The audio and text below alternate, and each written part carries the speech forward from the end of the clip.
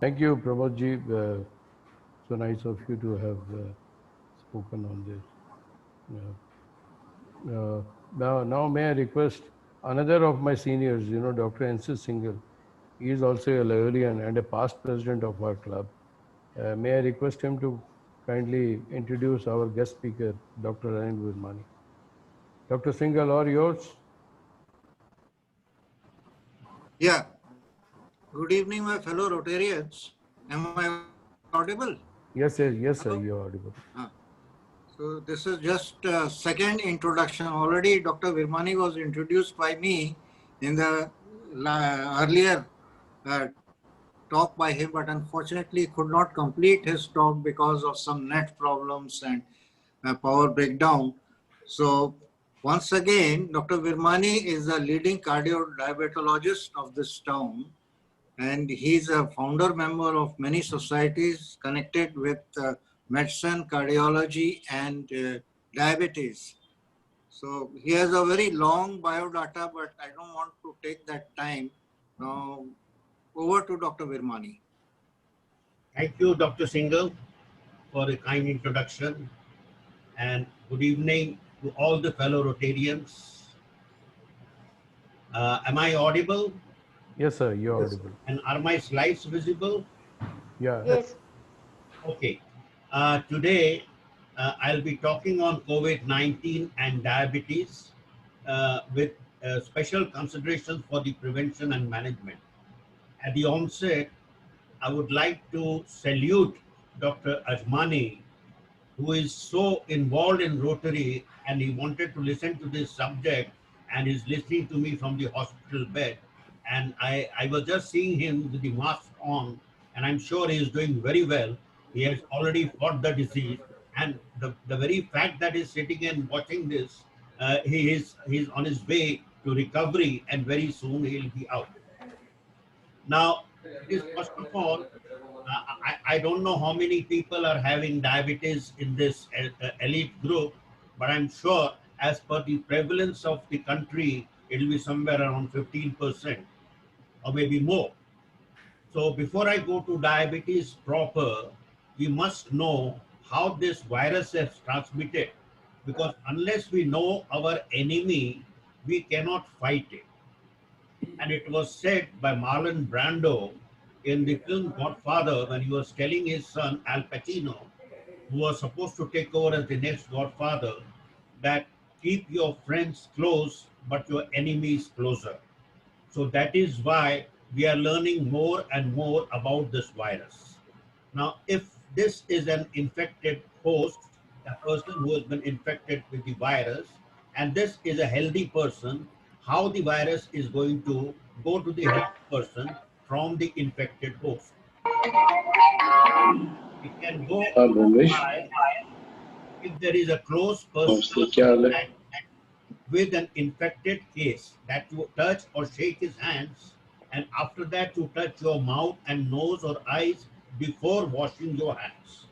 And when we talk about COVID-19, a close contact is defined as anyone who was within 6 feet of an infected person for at least 15 minutes, and that too starting from 48 hours before the person felt sick.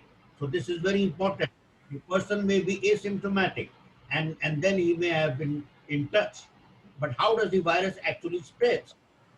When the person who's infected coughs or sneezes directly, these droplets will cross and enter the mouth and the nose of the healthy person. And it is said that there are certain aerosols also which are present in the atmosphere for quite some distance. And you can imagine what is this distance. They say it is more than 6 feet. And it has been calculated that if you can smell smoke, the moment you enter a room where somebody is smoking, that is the distance from where the aerosols are present. And there are also certain fomites. Fomites are inert substances or inert objects like the doorknobs, the tap, and the chair, and all that. And it has been shown that these droplets may fall into these fomites and stay there for a few hours or so, depending on the environmental stability. Now, there are certain myths I must clear. This virus is not spread through cooked food, and it has not been seen to spread through pets, neither the cats nor dogs, because a lot of people keep dogs as pets and some even keep cats as pets. And it cannot be spread from a body which is dead, the dead body of a person. So even though they apply all the precautions while trying to cremate a body, but a dead body cannot uh, spread this infection. And as now we know the vaccine that is being developed, there were some problems with one of the vaccines. So the trials were intermittently stopped, but then again it has started. And I must say here that a vaccine normally takes about 8 to 10 years to develop. And to get a vaccine short tracked into a period of 8 months is indeed a scientific miracle. But then we cannot throw evidence out and we cannot throw science out. So even though we expect a vaccine by early next year, I do not know how it is going to be very effective. There are certain other myths. It is said that only the young people are affected or older people are affected. No, is that anybody can be affected, and there is no scientific evidence to say that there is a cure by means like garlic and rinsing the throat with warm water and all that.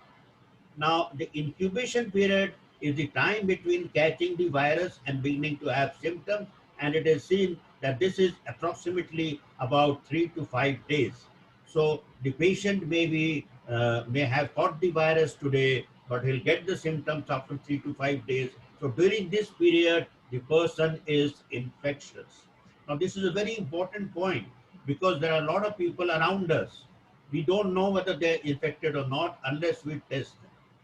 And let me tell you, there is no antibiotic that can burn, nor any antiviral.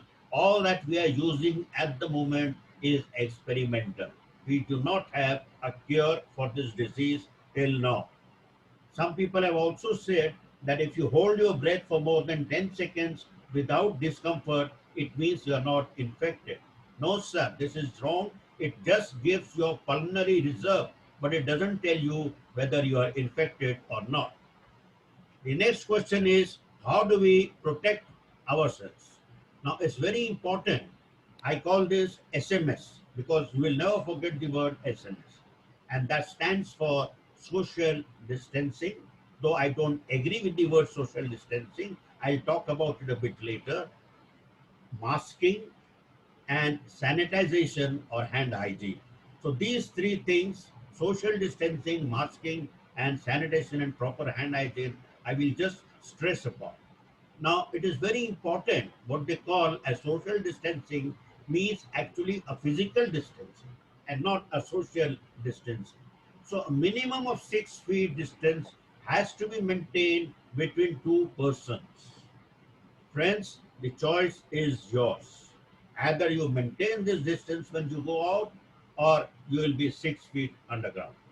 There is no option. Now, when we look at the transmission rates, how does the masking effect?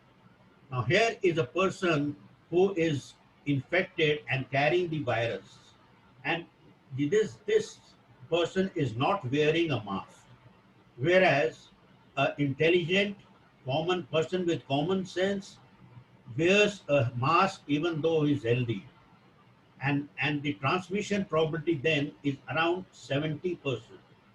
So there is 70% chance that this fellow may get infected even though he's wearing a mask.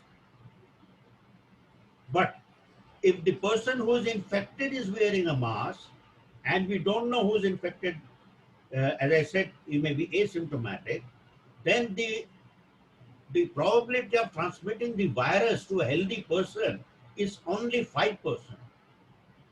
Look at the difference.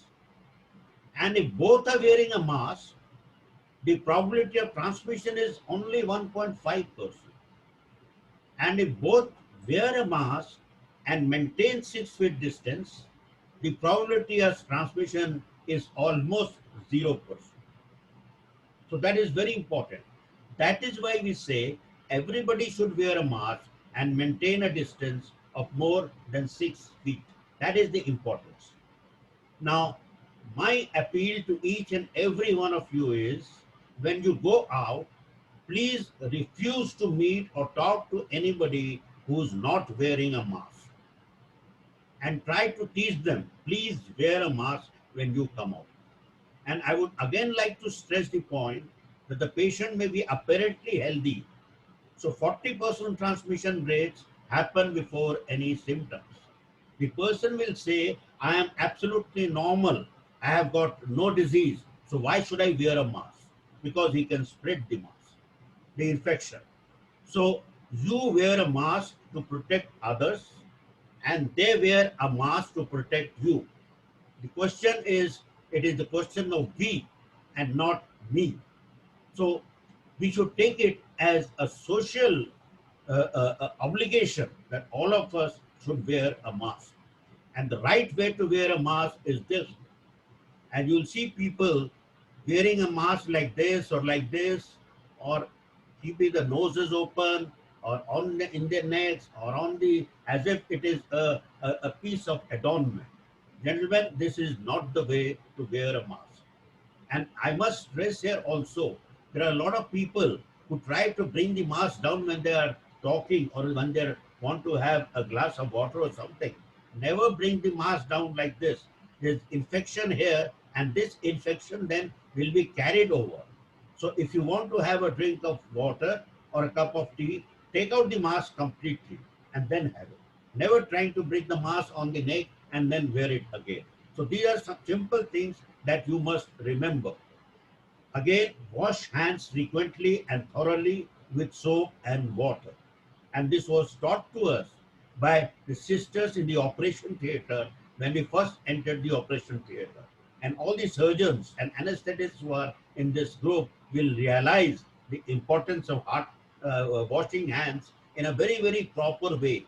And the whole process should take around 20 seconds so that each and every part of the hand and fingers is properly washed. So minimum 20 seconds should be spent in washing your hands very frequently, at least 8 to 10 times per day. And then you can be guaranteed that possibly the infection is not going to occur. Now, there is a big confusion about reinfection. Actually, nobody knows whether reinfection occurs or not. There are pros and cons. Now, it is said that possibly reinfection does not occur, as there have been certain animal experiments where they have tried to reinfect the Macau model of the monkeys, and they've seen that those who are cured from corona once, when given a second infection, they did not develop. And what we see are basically a positive test that is showing dead virus particles after 10 days after infection. But that is one part. But we must not forget that this virus has got 80 genotypical variants. It is mutating, and it can mutate to various forms, maybe lethal forms. And we know that the antibodies that it forms, they decline after 28 days and are not present after 3 months. So there is very much a chance that the person may get reinfected after a period of 3 months. So what is the importance? Why I raised this question, even though we are not very sure about it?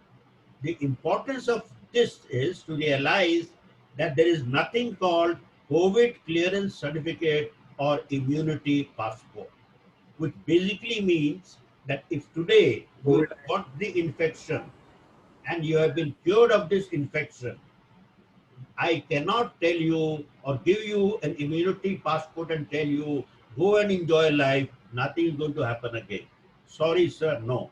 You have to go back to ground zero, and you still need to wear a mask, you still need to maintain a social distance, and you still need to have a very strict hand hygiene. Now, coming to the proper topic of diabetes, what are the challenges in the treatment of diabetes during this epidemic? Now, I have coined a word known as sugar tension. Now that basically means that what happens during this COVID-19 infection, there is an increase in the blood sugar with lot of fluctuations, and there is also an increase in the blood pressure. So I call it sugar tension. So there is a bidirectional relationship. Now we know that COVID-19 is more likely to affect the elderly, uncontrolled patients with diabetes. And patients with diabetes are more likely to have a severe complication and a higher fatality rate.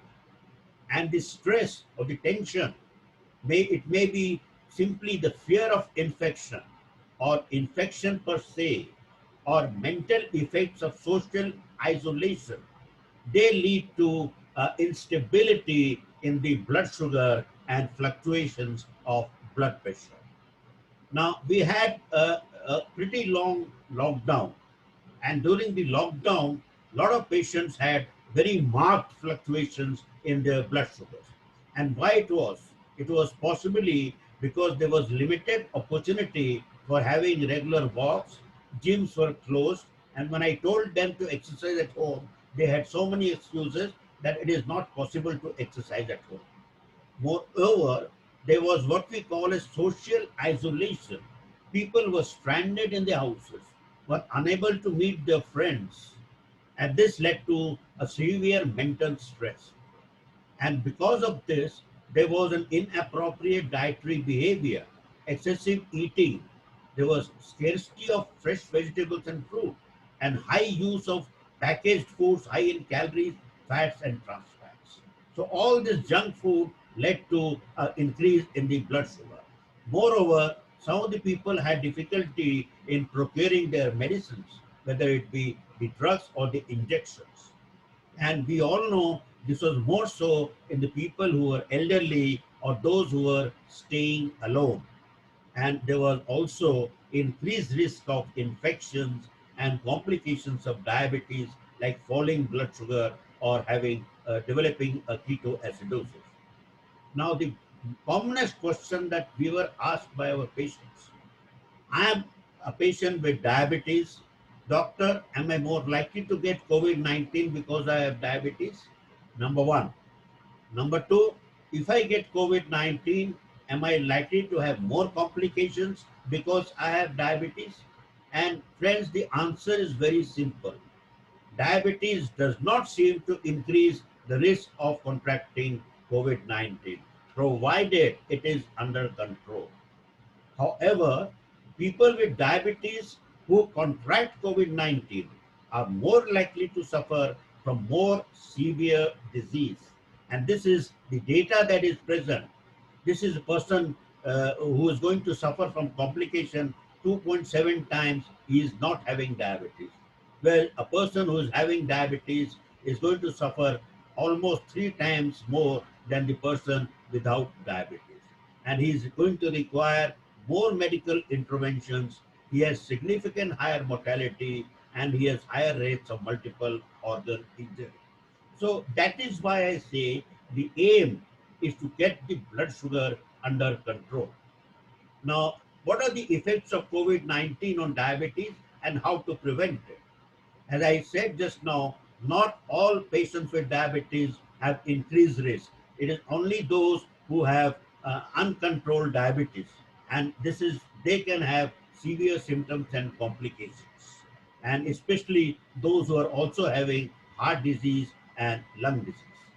Now, how do we reduce? What are the steps to reduce exposure to the virus to those who are already having diabetes? And I advise all my patients with diabetes who are apparently healthy now, I tell them, look, these are the things you must do. Wash your hands thoroughly and regularly with soap and water. When you sneeze or cough, do it in your sleep. And when you are using tissues, immediately dispose them into the garbage as soon as possible and wash your hands afterwards. Avoid touching your eyes, nose, or mouth. Regularly clean commonly used surfaces and devices you touch or handle. Try to avoid contact with people who are having symptoms of respiratory illness like coughing or fever or sneezing.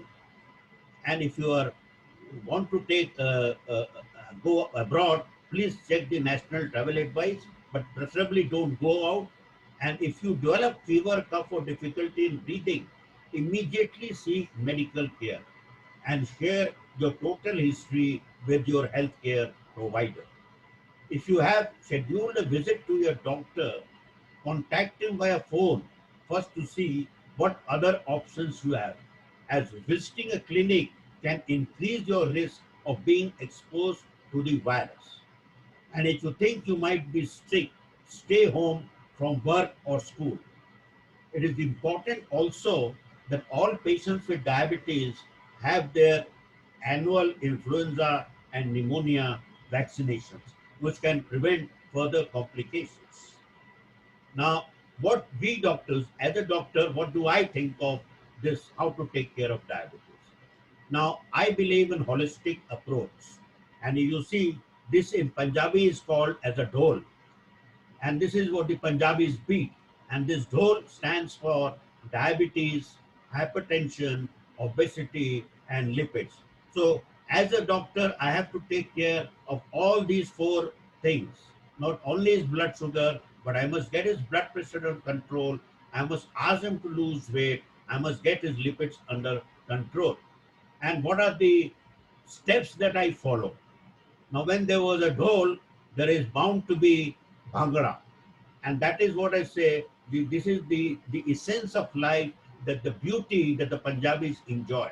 Now, what does the Bhangra stand for? It stands for behavior modification. This is very important. In this crisis, we must learn to adapt and change to the new norms that are developing. And I'll talk about it in a minute. We should remain happy no matter what the situation. We must have an active physical life and do our regular exercises. We should have a nutritious, balanced diet. And we must take all our medicines to reduce our blood pressure and lipids. And we should abstain from smoking, alcohol, and drug abuse. Now, I am talking about behavior modification first. Now, this is a wonderful story.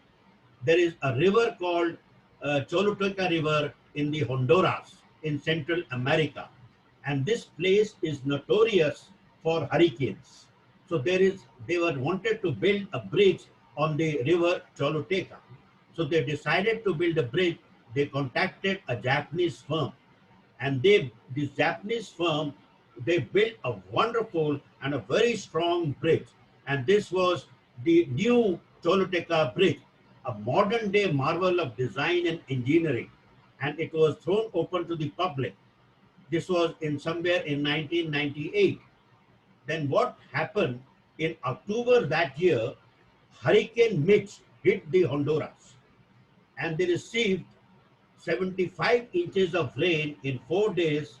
What would have been, they would have received in 6 months.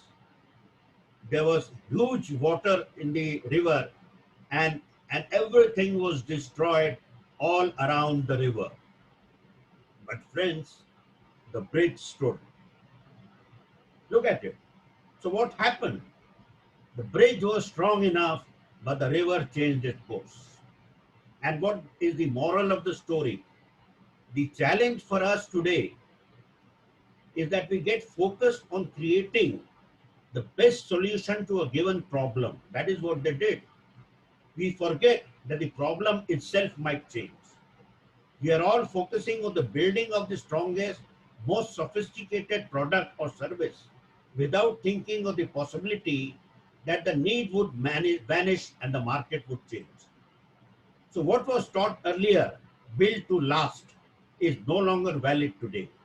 Today, the mantra is build to adapt. So we must be built to adapt and change ourselves. And that is what I was talking about, behavior modification. But when I say build to adapt, I do not mean do not want this to be done like my friend. When I asked him to do some exercise, he says, "Doc, I'm taking my dog for a walk." This is the exercise I'm doing. Now this is at least should not be done. He should have a proper exercise. And then of course, it's very important to have a proper diet lot of green leafy vegetables, lot of proteins, fruits. Now, this diet is a short-term investment in how you feel, a mid-term investment in how you look, and a long-term investment in your freedom from disease. Because ultimately, the diet is the one that gives you the immunity. Now, there is a diet like this also, and this is a wonderful, looks very delicious. You know what I call this? I call this the coronary burger. Why? Because it fills your belly, it fills your arteries, and it fills your pocket. So it is better to avoid all this junk food. I know I don't want you to suffer from malnutrition, but I also don't want you to suffer from malnutrition. So you must have a balanced diet. And of course, the importance of maintaining good glucose control leads to better outcomes if you are hospitalized. Vigilance with glucose control after discharge and improved long-term outcomes are going to reduce any death or mortality or any problems in the long run. And studies have shown that if your blood sugar is poorly controlled, then the death rate is 11%. And if your sugar is well controlled, there are 98.9% chances that you are not going to develop any complications. So it is very important to control your blood sugar with the methods I just talked about. And you must take your medicines regularly. Now, coming to, suppose you are a patient with known diabetes and you develop a COVID-19 infection, what should you do? Now, it is very important, first of all, to have an open communication with your primary care provider or doctor or diabetes care team, whoever is looking after you. Maintain an open communication right from beginning. Follow their advice regarding medication usage if you are feeling unwell. You must be aware of symptoms of what is the meaning of hypoglycemia when the sugar falls and what is the meaning of hyperglycemia when the blood sugar shoots up. You must remember this. You must keep simple glucose tablets at home in case you want to treat your low blood sugar, which is going to occur quite frequently with illness due to changes in eating patterns. And also glucagon injections are self-injections are available now for those who do not respond to glucose tablets. And ketone strips, especially in persons with type 1 diabetes, so that they can measure and do not land up into severe ketoacidosis. And this is one thing, and I'm teaching all my patients with diabetes, this is the time to pick up the good things in life. And what are the good things? You must do have these four things in your house: a glucometer, so that you can do home monitoring of your blood sugar; a blood pressure monitor, so that you can monitor your own blood pressure; a thermometer, so that you can measure your temperature; and pulse oximeter, especially for this era, so that you can measure your oxygen saturation. So these four things I think should be present in almost everybody's house, but especially those who are having patients with diabetes. Now, it is very important to stay hydrated and keep unsweetened drinks on hand and eat small portions and more frequently. So small frequent meals. Have your regular medications. Keep a supply of your medications at least 15-20 days more than what you need. You never know what is going to happen tomorrow. The medicine may run out of stock. Extra supplies of rubbing alcohol, hand sanitizers, and soap to wash your hands. But very important, please do not go by the social media. Do not stop or change any of your medications, including the blood pressure medications, without discussing with your healthcare team. The risk of death from coronavirus is very, very low, and most people with COVID-19 will have a comparatively mild illness. More than 90% of people will have a mild illness. So if you follow these steps, you're not going to have any major problems. Now there are certain warning signs I must keep you informed.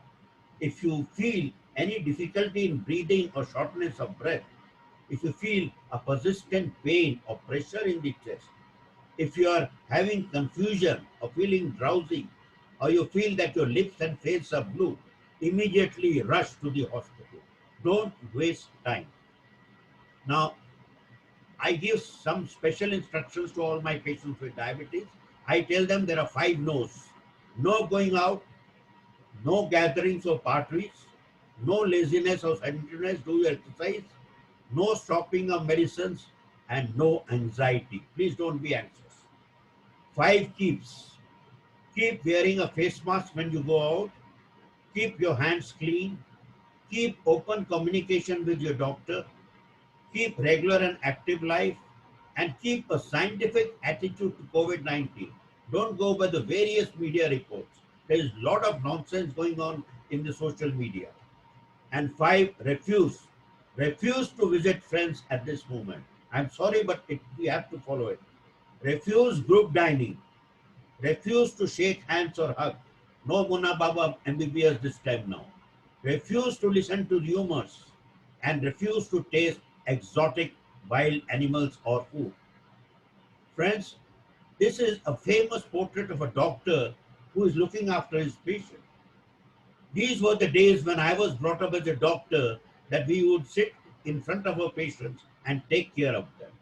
Unfortunately, the COVID era has totally changed our perceptions, and today we cannot allow, or we cannot be like sitting like this in front of a patient. So we are now in the era of what I call as telemedicine. It is there now and it is there for the future. There are a lot of barriers that I'm facing in delivering effective and thorough telemedicine.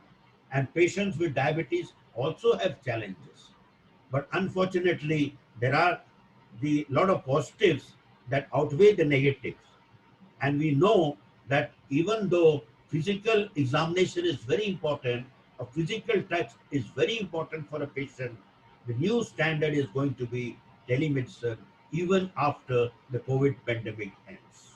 I don't know how many of us will be able to go back to our original practice. Now, another very important thing that has happened, we all know about stress, and stress is important for survival. I don't want to talk about the medical. Some amount of stress is very good. But what happened with the social isolation is anxiety, depression, mood disturbances, memory problems, addictive behavior, fear of the unknown, suicidal tendencies. And I was seeing at the beginning how everybody was happy to see each other. And the good evening went on for a pretty long time. So people had come out of their social isolation. And how do we avoid this social isolation? We must maintain usual waking hours. Even though people are working from home, they must remember that they must get up at the time, if it's 5 o'clock, 6 o'clock, whatever time. They must do regular exercise, maintain a nutritious diet, develop a creative hobby, play online games, maintain contact with relations and friends via phone, WhatsApp, FaceTime, etc. And this is what I said, it is physical and not social distancing. We must maintain social connectivity as I've just seen being maintained in this Rotary meeting.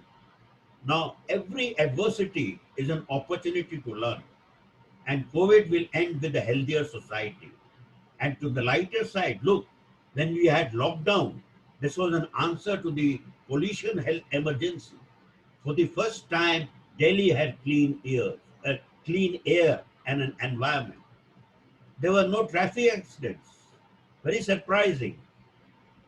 The people with tuberculosis, with mild cough, started coming to hospitals and contacting their doctors. Long-term reduction in typhoid, diarrhea, and jaundice because of the hand washing is going to take place. We will not be, we'll be seeing much less of these cases. And there's going to be long-term reduction in the flu season. Family bonding is going to become very strong. And I'm reminded of a senior executive who was working from home. On the third day, the daughter asked the mother, "Who is this man?" And the mother said, "Is your father." Well, I have never seen him before. So the 3-year-old daughter had never seen him because he used to get up early and go to the office and come back late in the night. But today, the family bonding is becoming strong. And remember, let us keep our hopes alive and our attitude positive. Remember, even the darkest clouds have a silver lining. So my parting remarks, what should we all do? Be aware of the disease and be prepared. That is very important. Don't neglect your diabetes and don't neglect yourself. But above all, don't panic and be positive and don't stigmatize. Don't, if the other fellow has got it, tomorrow you may also get it. So please do not stigmatize. Now, I received a message from Dr. Azmani before the talk that what to do after the person comes back from the hospital. Sir, your immunity had been attacked. You have to build your immunity back to normal. So all you have to do is the same thing that I have been telling. You have to have a regular exercise. You have to have a nutritious diet and you must get adequate sleep. And all the good food and balanced diet is more than that is needed, nothing else. You can practice yoga, you can practice pranayam, and you can do all those things that will help you relieve mental stress. But above all, as I said, you do not get an immunity passport. So please maintain your masking, your sanitation, and your social distancing. Now, if this talk was being given in the hall in the Beldy Club, I know somebody would have dozed off like this. But friends, things are getting better. Now you can hear me even like this. Thank you for your kind attention. And these are my email and my WhatsApp numbers. If anybody is interested, they can always get in touch with me.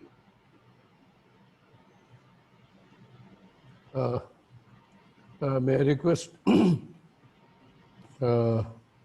if any member has any questions to ask our guest speaker, Dr. Virmani, he would be very pleased to answer.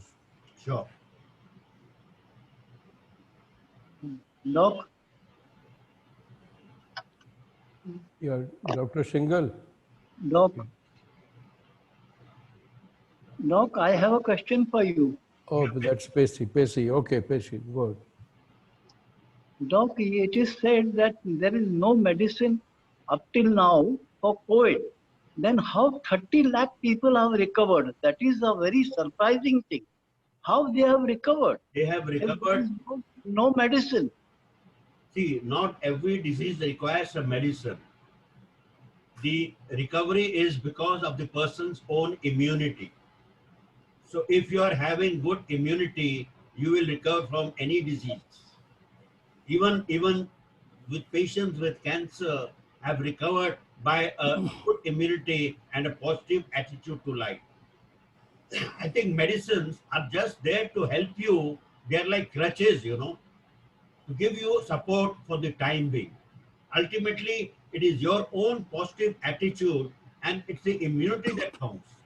And after 43 years of my experience in this profession, I have realized that we still don't know a lot of things. The medical science is still a very fecal science and is still in infancy. But one thing I have definitely seen, even with patients with cancer whom I have given a positive attitude that nothing is going to happen, they've lived for 4 years, 5 years, 6 years. So a positive attitude and a good immunity is what takes you out from any crisis. Thank you, Doc. Thank you. Yeah, Anil. Yeah, Dr. Singhal. Yeah. I must say it was an excellent talk and very informative. Thank you. Just one view of yours. What is your view on plasma therapy, which is coming up? Now, that's a very controversial topic, but I am a strong believer of science and evidence-based medicine. Initially, when we started, see, the people don't understand what is the meaning of convalescent plasma therapy. It is not plasma therapy, it is convalescent plasma therapy. Who can donate? The person who has suffered from an infection and has antibodies in his plasma. Now, as I said earlier, the antibodies may not be formed in each and every person. So unless you test for antibodies first and then take the convalescent plasma, you are not going to get any results. Unfortunately, because of the crisis, people have thrown science to the winds and thrown evidence to the winds, and they're just doing what their mind says. Now, plasma is being donated by people without their antibodies being checked. It's useless. And recently, a trial published by the Indian Council of Medical Research has shown that convalescent plasma has no role to play in the treatment part. Thank you. Dr. Mehra, you wanted to ask something? Some question? I would like to ask something. Yeah, go ahead, go ahead. Yeah, Shamita, Yeah, please go ahead. yes. Good evening, Dr. Virmani. It was delightful listening to you. Each thing was explained so well. I have a small question here. Sure. You said somewhere check national travel advice before planning or taking trips. So a person like me is very concerned. I am diabetic. I am managing it rather well, if I may say so, with some amount of medication and proper diet and stuff. How would a person like me, decide whether or not it's safe to travel? See, at the moment, we cannot travel. Let us be very frank about it. The only traveling that is being allowed from India and to going out and from outside India is people who had gone earlier, who had come to India earlier, who had gone abroad, who are stranded there. So they have formed, a bubble. A bubble is basically the two countries, like say India, Canada, or India, US have agreed that we will send your people who are stranded here before the lockdown, and you send our people who are stranded. But even that, once you come, you are supposed to have 14 days quarantine unless you have been tested negative 96 hours before travel. So at this moment, unless it is an emergency, please do not think of traveling outside for the next 6 months at least. But travel within the country? Within the country also, we are gradually opening up. We have not opened up completely, but we are gradually opening up. People have started traveling. And again, as I said, even if you travel within the country, please wear a mask always and maintain a social distance. And carry a small bottle of sanitizer in your purse so that you can use it every time. But try to avoid traveling as much as possible, unless it is very essential. Thank you so much. And keep your blood sugar under control. That is very important. If you're a diabetic, keep your blood sugar under control. And have your regular supply of medications and keep a good stock of them so that you don't run out of stock. Yeah, thank you. Anybody else having any question? Dr. Virmani, what do you advise for Rotarians who are into service projects? We keep traveling to different places to donate EP kits and other things. Please continue with the service, but see that everybody is wearing a mask and maintain social distancing. Life cannot come to a stop. At some time, we have to continue our life. That is why, as I said, lockdown is no longer an answer now today. Life has to go on, but we have to be very careful with this virus. We have to live with this virus. This virus is not going to leave us for another year and a half or 2 years. So since we have to live with this virus, the business cannot be shut down, life cannot be shut down. We must continue moving around and we must do our routine work. But as I said, please wear your mask, please maintain social distancing, and please continue with your hand washing and sanitization. Thank you, Dr. Virmani. I think that was a good explanation. If nobody has any question, Thanks. yeah, then before I ask Dr. Luktuke to give the vote of thanks, I just wanted to say that Dr. Virmani, we remain indebted and grateful to you for sharing the do's and don'ts of COVID-19 in a very impeccable manner. Your perspective regarding COVID-19 is refreshing. We are very, very thankful to you from Rotary Club Jamshedpur. Doctor, we have the new Rotary year started in 2020, 1st July. We had many speakers, but for the first time, you are a speaker. We are so delighted that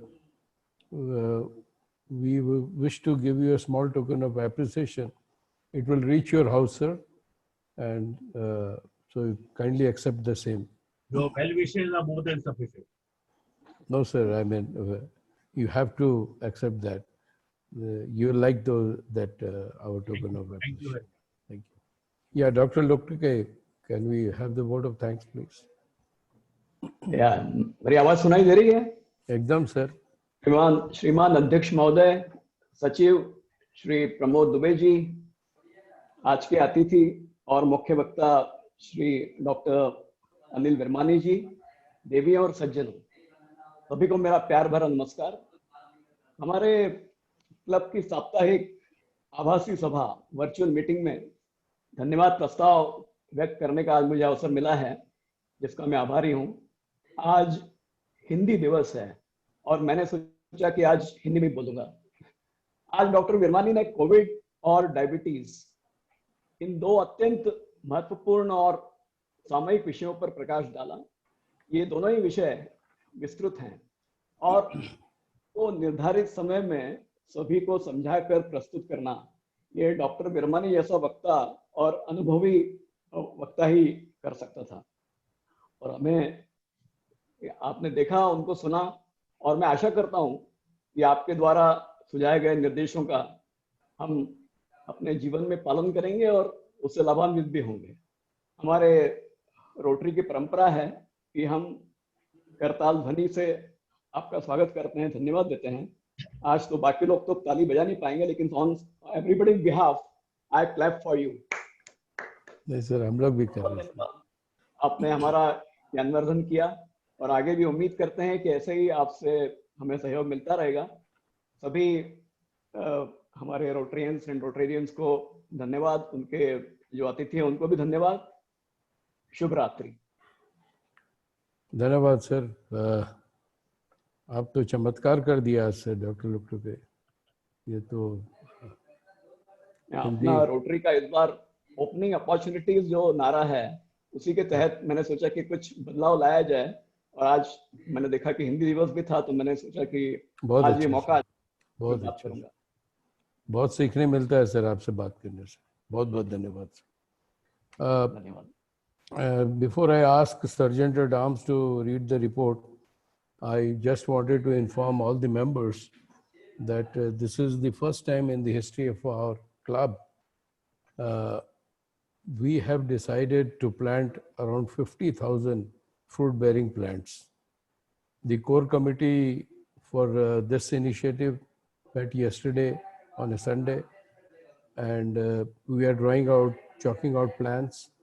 The focus areas are going to be two of our adopted villages. One is the Palasbani Panchayat area, and the other is Kerwa Dongri. Both are almost around 15 to 17 kilometers away from our club, that is the Jamshedpur. So as things develop, we will keep you posted, but 50,000 fruit-bearing trees is a big challenge for all of us, and we are going to do it. So I thought I'll just inform all of you. That's the way we are going forward now. Yeah, Sergeant at Arms, can we have your report, please?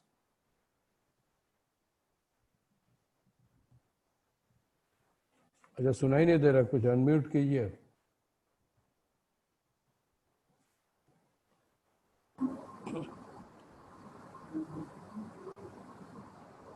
Vinod, muted, but I do not know why we are unable to. अच्छा, आप ही report पढ़ दीजिए फिर, क्या करें। Sir, we had 62 participants today for today's online meeting. Okay, I think that was a good turnout. Thank you, Vinod. Thank you, Vinod, for all the support that you keep giving in ensuring that the meeting goes on well. I wish to thank all the members and particularly our guest speaker. After a very, very long time, we heard a talk that is very helpful to everybody. I think all of you enjoyed. If there are no questions, or then we have 5 minutes past 8 o'clock. The meeting is urgent for today, for this week. Thank you.